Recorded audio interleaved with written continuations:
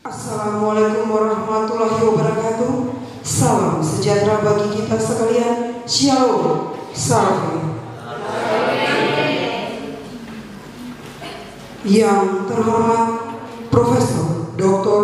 John Ruhulesi, MSc, Ketua Yayasan Pendidikan Tinggi Rumpun Lelemuko Samaki, atau yang diwakili Rektor Universitas Lelemuko Samaki, atau yang diwakili yang kami hormati Ketua Kelas Tanimbar Selatan, atau yang mewakili Ketua Majelis Jemaat Sejahtera Bapak Pendeta Mario Lawalata MTH, para wakil rektor, para pimpinan lembaga, para pimpinan fakultas dan wakil, para kaprodi, dosen, pegawai serta seluruh mahasiswa Universitas Lelemuko Samaki yang berkenan hadir pada saat ini.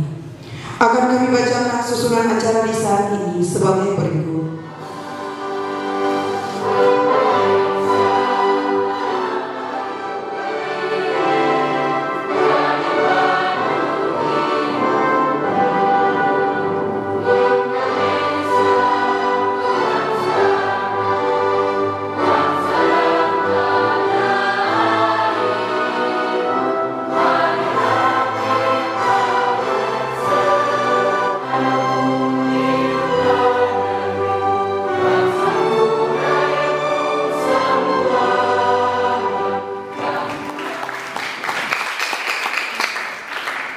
Yang kami hormati turut hadir mendampingi Bapak Ketua Majelis Jemaat GPM Sejahtera Pendeta Mario Lawalata MTH, yang kami hormati Dekan Fakultas Sains dan Teknologi Pak Yosef Batude yang berkenan juga hadir, yang kami hormati dan banggakan tentunya adik-adik mahasiswa yang telah hadir memenuhi ruang aula ini, di mana pagi ini kita akan mengikuti secara bersama ceramah wawasan kebangsaan dan bagaimana membangun toleransi umat beragama di Kepulauan Maluku.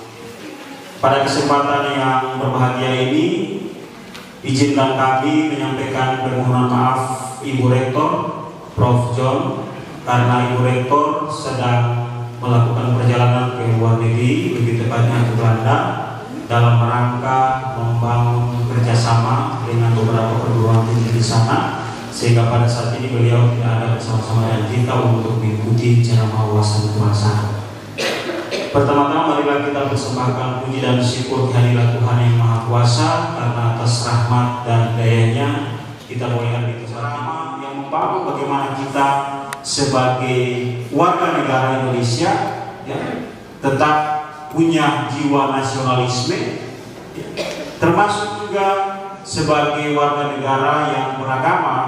Kita ada di negara yang majemuk, tentu toleransi harus terus dibangun, dipupuk, supaya kita sebagai warga negara bagaimana menjaga kesatuan dan persatuan di negara Indonesia yang kita cintai, lebih khusus di wilayah Kabupaten Kepulauan Tanimbar, di wilayah di beranda negara Indonesia yang tadi saya katakan sangat rentan sekali dengan berbagai potensi-potensi yang bisa memecah belah, bisa membuat kita punya jiwa nasionalisme ini kemudian menjadi mudah. Maka pentingnya pada pagi hari ini kita akan mendengarkan ceramah yang disampaikan oleh Prof. John. Ini kita luar biasa sekali, kita berterima kasih karena Prof. John dalam kesempatan untuk menghadiri kegiatan di gereja, tapi beliau sebelum kembali ke Ambon, beliau berkenan untuk menyempatkan diri mengunjungi Universitas Lelemuko Samaki. Luar biasa, kita sangat jarang dan susah sekali toko-toko lagi sekelas Prof. John yang mau ini tanpa direncanakan sebelumnya, tapi beliau sebelum kembali mau menyempatkan diri hadir di Universitas Lelemuko Samaki. Ini kita spesial sekali, Universitas Lelemuko Samaki. Sehingga saya berharap pada kesempatan ini Prof akan membagikan berbagai banyak hal, perspektif baru, bagaimana kita sebagai warga negara, kita sebagai mahasiswa, pemuda-pemudi yang berada di beranda negara Kesatuan Republik Indonesia ini tetap ya, menjaga persatuan dan kesatuan, juga sebagai umat beragama bagaimana menjaga toleransi. Menyampaikan permohonan maaf yang sebesar-besarnya kepada Prof jika sambutan kami kurang berkenan, kami mohon maaf. Dan saya akhiri,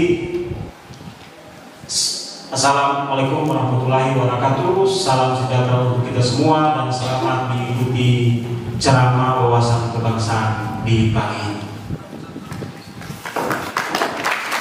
Ceramah wawasan kebangsaan dan toleransi umat beragama di Maluku yang akan disampaikan oleh Profesor Dr. John Purulesi, MSc.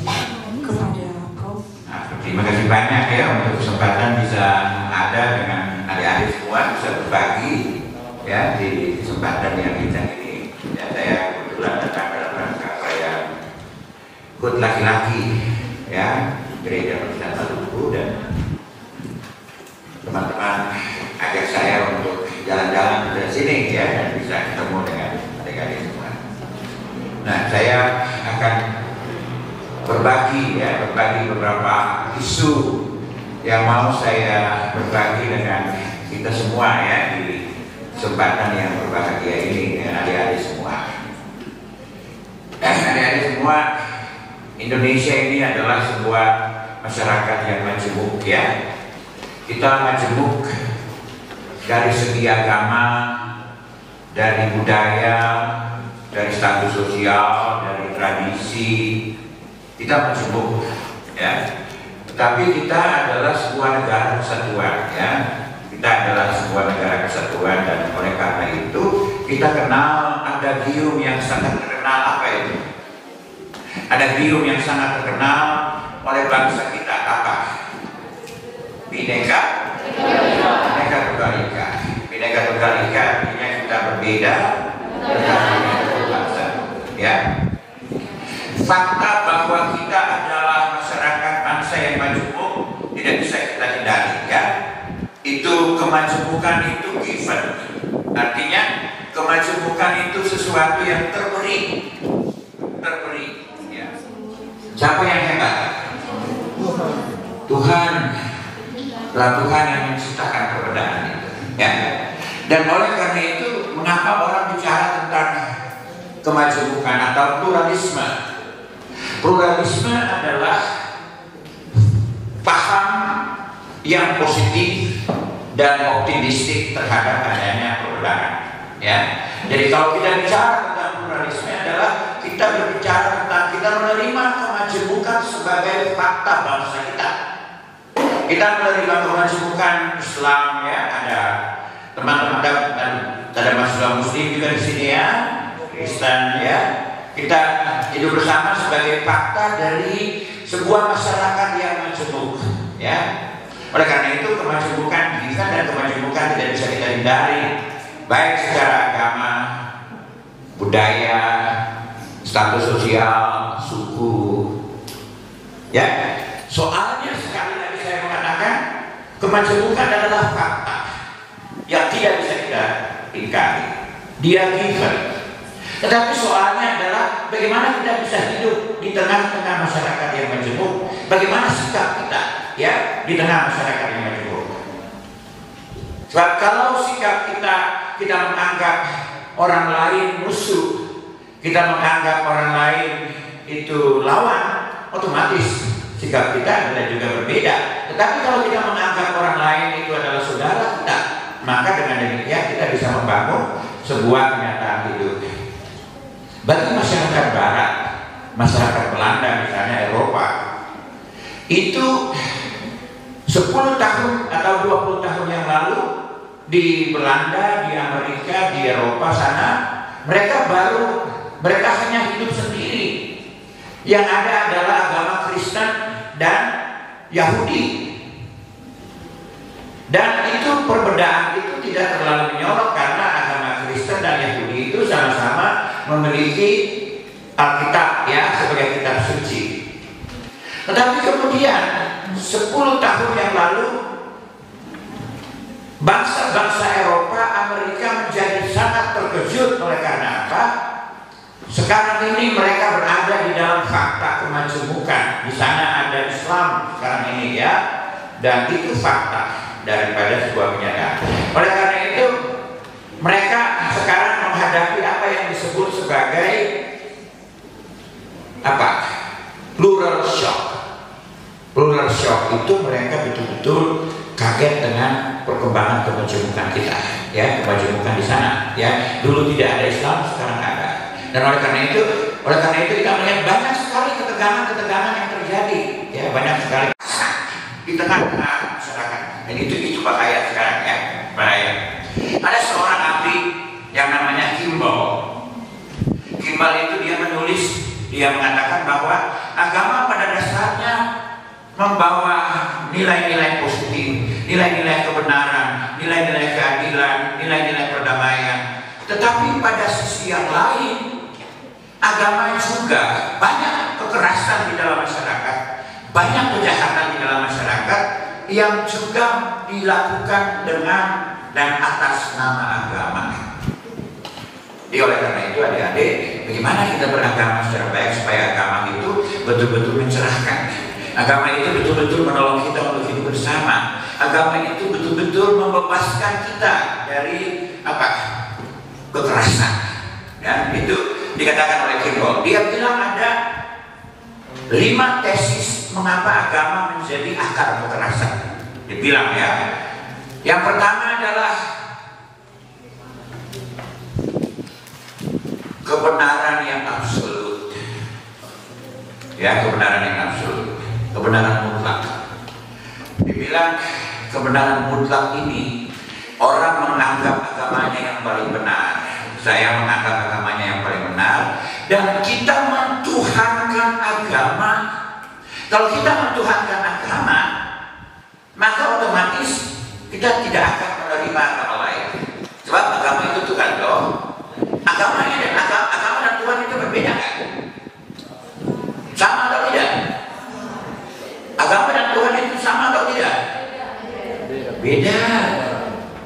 Saya menyembah Tuhan, bukan menyembah agama toh. Agama itu sarana untuk belajar mengenal Tuhan.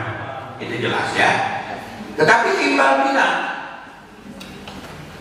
tesis yang pertama di mana agama itu bisa menjadi kekerasan, bisa menjadi akar dari kejahatan adalah ketika kita menganggap agama kita mutlak, agama kita yang paling benar, dan kita menganggap agama orang lain kafir, agama orang lain tidak benar. Kalau kita menganggap agama orang lain, agama kita agama yang paling benar, maka kita menganggap agama orang lain kafir. Orang beragama benar salah. Kalau saya benar, dia salah. Kalau saya salah, dia benar. Menurut Kimball, ini salah satu faktor yang menyebabkan kekerasan terhadap agama itu ya. Orang bisa membunuh orang kalau dia merasa agamanya yang paling benar. Ya, itu satu. Yang kedua, dia bilang kepatuhan buta. Kepatuhan buta itu misalnya begini. Ya, teks yang paling benar, dan oleh karena itu bisa mengajarkan orang untuk membunuh. Dan oleh karena itu, kalau orang percaya kepada para pemimpin agama, entah dia pendeta, entah dia ustaz, entah dia habaib, habib, kalau itu dikemukakan lalu kemudian orang tidak mau berpikir lagi. Orang seperti apa? Orang berjalan lurus, tidak mau lagi berpikir tentang apa-apa, oleh karena orang percaya bahwa agama dia yang paling benar. Dan oleh karena itu teks-teks mengajarkan agama yang paling benar, orang patuh, orang tidak lagi kritis menghadapi agama. Yang ketiga, dia bilang ada sebuah masa yang ideal. Orang punya pengharapan terhadap masa yang ideal. Pengharapan. Kalau orang berharap kepada masa yang ideal, orang kemudian memperkenalkan paham-paham yang radikal. Dan paham-paham yang radikal ini kemudian bisa mengajarkan orang untuk membunuh. Orang mencari di dalam Alkitab ataupun di dalam Quran ayat-ayat kekerasan yang bisa melegitimasi orang untuk bisa membunuh sesamanya. Ya. Dan yang berikut dia bilang apa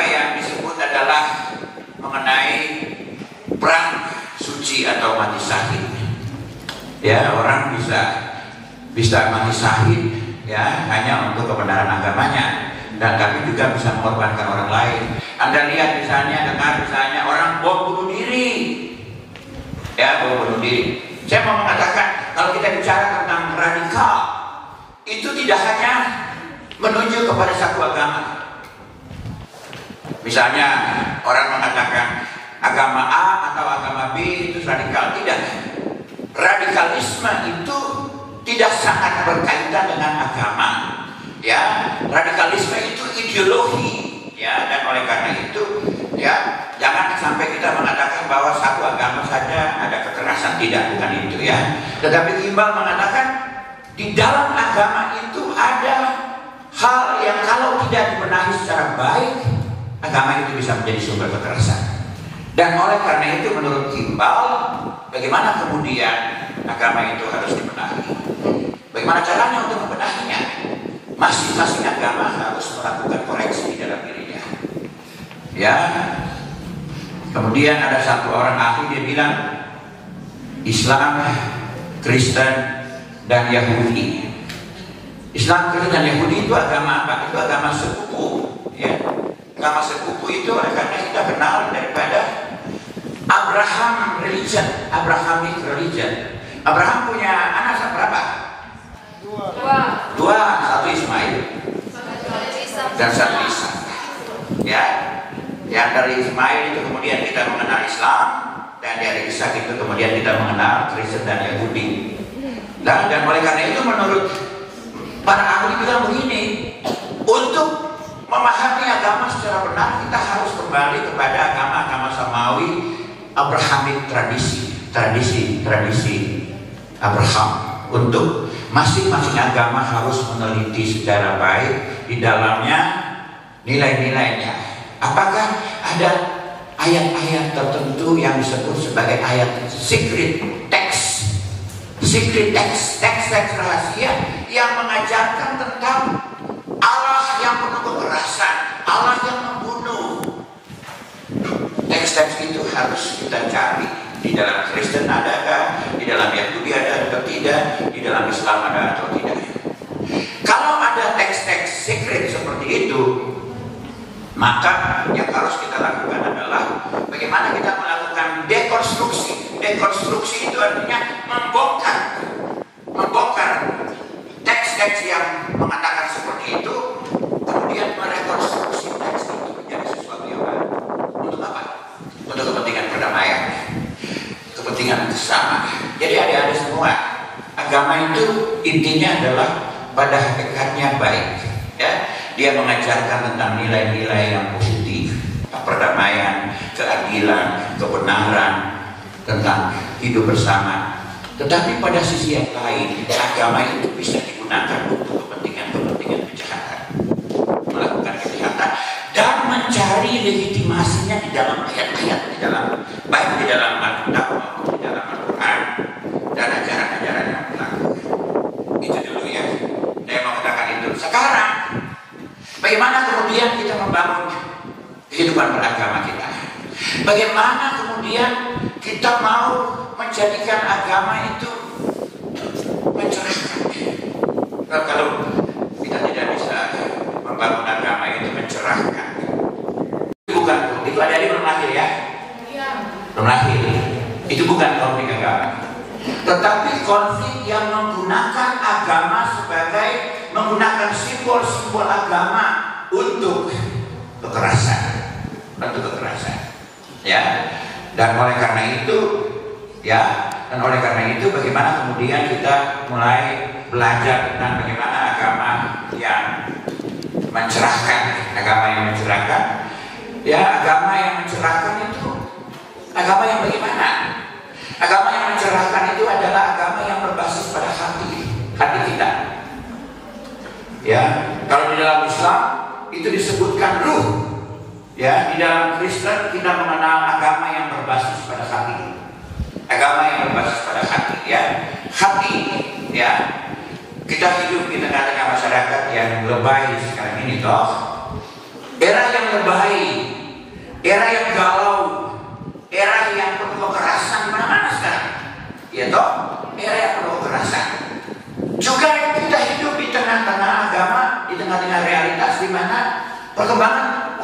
perkembangan politik identitas kita dengar enggak? Kita dengar mengenai perkembangan politik identitas. Politik identitas itu misalnya orang kemudian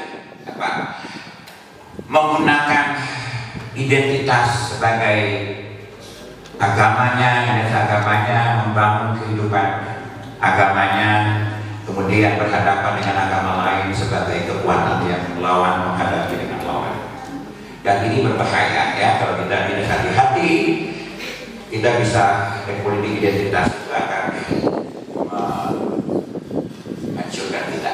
Dan oleh karena itu kita harus betul-betul membangun kehidupan beragama itu yang berbasis pada hati. Saya akan mengatakan beberapa hal berkaitan dengan itu ya, agama yang betul-betul mencerahkan. Ya,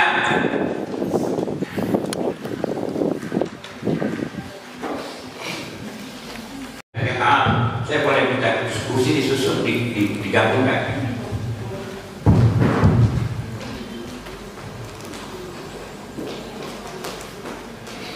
Kita tidak bisa membangun kehidupan beragama yang baik ya. Masalah yang pertama adalah spiritualisasi agama. Ya, kita beragama ya hanya pada aspek-aspek ritual. Jadi kalau orang mengatakan spiritual itu positif, tetapi spiritualisme itu paham yang hanya mementingkan atau mengandalkan aspek-aspek formal dari agama itu. Kita beragama, kita rajin masuk gereja, rajin masuk masjid, tetapi tidak membentuk karakter kita, ya, tidak membentuk sikap kita.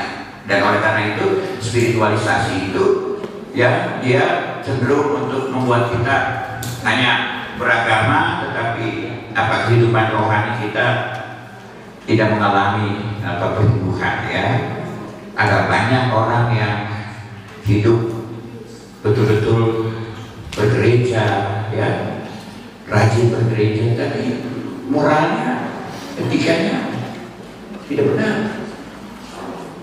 melakukan banyak kekerasan, dan itu itu agama yang tidak mencerahkan, agama yang tidak memberi kepada kehidupan manusia itu sesuatu yang mencerahkan kita.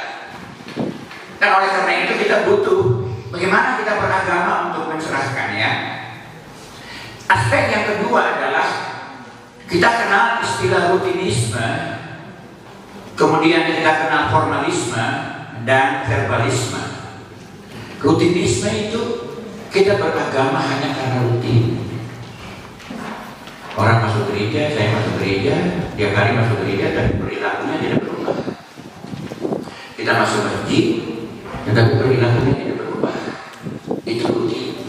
Kita beribadah setiap hari, tetapi kita tidak mengalami proses perubahan di dalam hidup. Agama seperti ini harus kita penuhi, ya. Kita tidak boleh menjadikan agama itu hanya sesuatu yang rutin, ya. Rutin artinya gereja atau agama secara mekanis menjalankan segala sesuatu, ya. Kehidupan beragama itu dijalankan karena berdasarkan ketentuan-ketentuan yang terjadi. Ini namanya beragama secara secara legalistik, tetapi tidak mengalami sebuah proses pembaharuan. Kita tidak bisa menjadikan agama kalau hanya rutin menjadi sesuatu yang berguna bagi kemanusiaan. Tidak bisa, ya. Spiritual itu penting, dan spiritualisasi itu akan membuat seluruh kehidupan beragama kita menjadi sesuatu yang kosong, hampa sama sekali, ya. Itu harus kita benahi. Aspek yang kedua adalah formalisme, ya. Selain ritualisme, formalisme, ya. Formalisme ini secara sederhana sebagai sikap resmi, sikap resmi yang kita legalistik. Kita beragama secara legalistik. Nah, adik-adik semua, beragama itu bukan cuma aspek legal. Kita datang ke gereja, tapi kita tidak punya tanggung jawab sosial.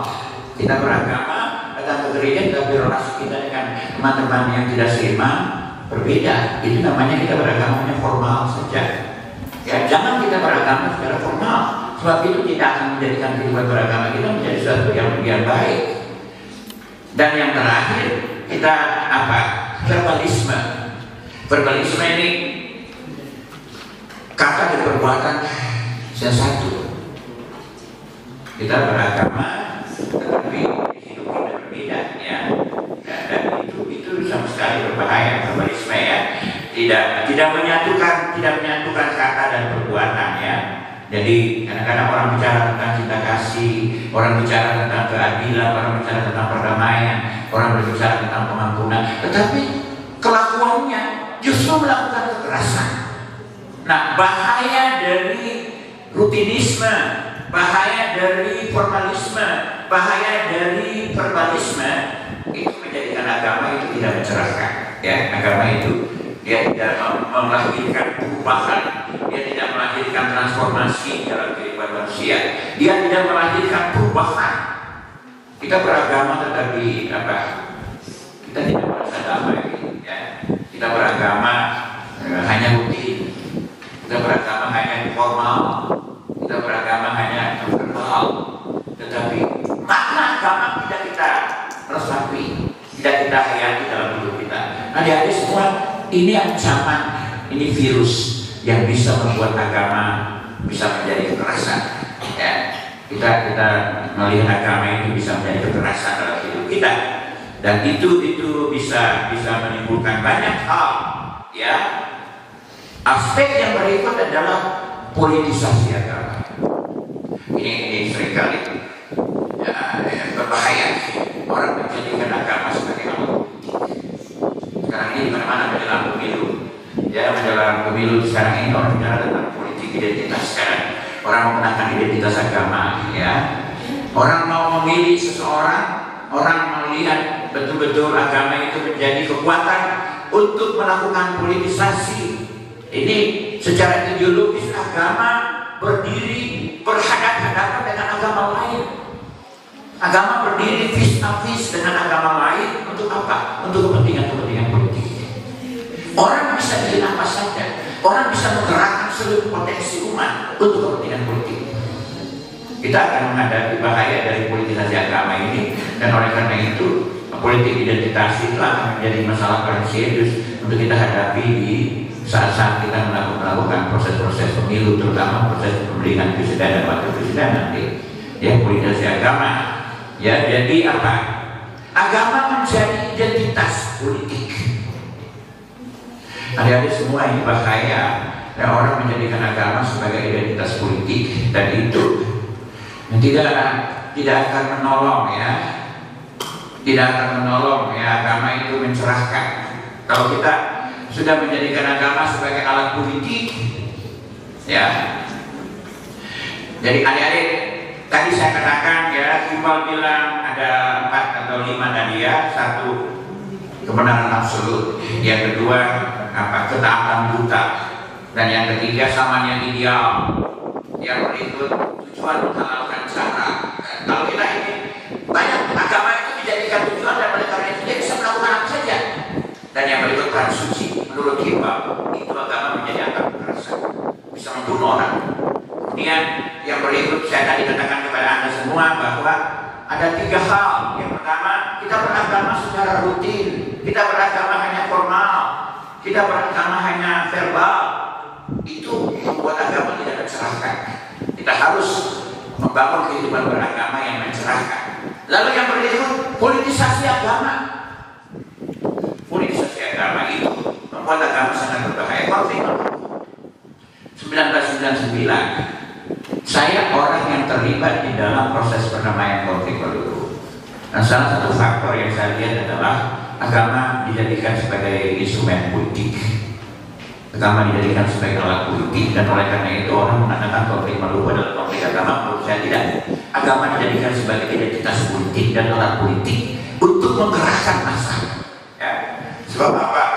Kalau agama menjadi faktor politik, orang Maluku, Kristen dan Islam tidak bertemu, tapi ternyata di dalam konflik Islam dan Kristen masih bertemu, ya. Dan oleh karena itu kita bisa berkesimpulan bahwa konflik Maluku itu bukan konflik agama, tetapi orang mengeksploitasi simbol-simbol agama untuk melakukan kekerasan, ya. Agama menjadi sesuatu yang hanya verbal, formal, tetapi tidak menyentuh perilaku manusia, dan itu berbahaya. Ya, Ya, kalau agama hanya menjadi tidak menyangkut kehidupan manusia, ya itu berbahaya. Ya, kalau menurut hemat saya, kalau begitu, bagaimana kemudian kita mau membangun